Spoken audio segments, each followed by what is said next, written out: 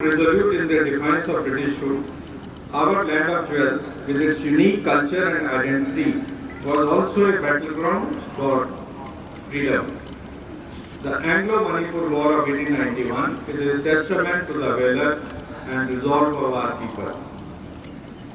Even in the face of overwhelming odds, Pauna Brajvasi, Veer Tikendji, Hangal Journal and the valiant fighters of Manipur stood firm, refusing to bow before tyranny.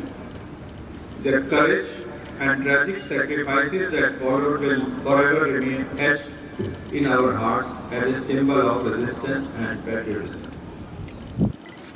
In the pages of history, be it the Anglo-Manipur War of 1891 or the first Nupilar of 1904 or the second Nupilar of 1939, Manipur has been a stronghold of resistance, a symbol of bravery and an inspiration to the entire nation.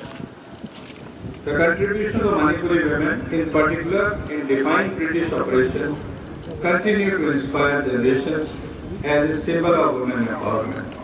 In Manipuri, Manipur ki Ningol Singhi, Kauna Bu, Aina, Avangba, Thakta, Ikai, Kumanjai.